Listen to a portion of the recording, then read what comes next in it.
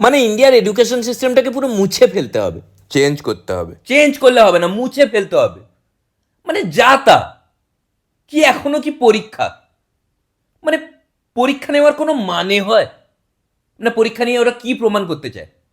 পরীক্ষাতে আমি একটা নম্বর পেলাম, ওই নম্বর দিয়ে ওরা আমাদের জাজ করবে? ওরা জাজ করার কে? আর পরীক্ষার নম্বর দিয়ে কি জাজ করা যায়? ধর আমি পরীক্ষায় শূন্য পেলাম, তার মানে আমার জ্ঞান শূন্য? কেন, আমার জ্ঞান তো নেগেটিভে হতে পারে। তার মানে পরীক্ষা কি করে আমাকে জাজ করলো? ধর আমি ইংলিশ পরীক্ষায় কম নম্বর পেলাম, ফেল করলাম ধর, তাহলে এখান থেকে ওরা কি বুঝলো? আমার ইংলিশে কোনো নলেজ নেই? মানে এটা কি ধরনের system? How could can you says like that? ওরা জাজ করার কে? Who is they? মানে এই পরীক্ষার কনসেপ্টটাই পুরো জঘন্য। মানে জঘন্য নয়, মানে ভুল। মানে এগুলো আগে হয়ে গেছে, এখন পড়ে থাকার কোনো মানে হয় না। মানে আমরা কি আমাদের এক্সের কথা ভাবি? ওদের কথা ভেবে আমরা পড়ে থাকি? পড়ে থাকি না তো। তাহলে পরীক্ষা, এক্সামেও তো এক্স আছে, ওটাকে নিয়ে কেন পড়ে থাকবো? কত লেজেন্ড আছে পরীক্ষাতে ফেল করে করেও কোথায় চলে গেছে। পরীক্ষার নম্বরটা অ্যাকচুয়ালি কোনো ব্যাপার নয়।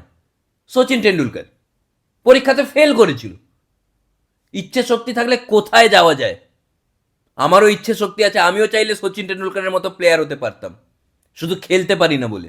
এই যে আইনস্টাইন, ও কি পরীক্ষায় ভালো রেজাল্ট করতো? ফেল করতো। কি কি সব জিনিস আবিষ্কার করেছে। হতে পারে আমাদের মধ্যে থেকে আমরা কেউ যুগান্তকারী কিছু একটা আবিষ্কার করে দেব। কে বলতে পারে? আইনস্টাইনের ক্লাসে যে ফার্স্ট হতো, সে কি করেছে কেউ জানে? জানতে পারবে না। আর একটা কথা মাথায় রাখবি, কারোর মধ্যে যদি ট্যালেন্ট থাকে না, তাকে কোনো পরীক্ষা আটকাতে পারবে না।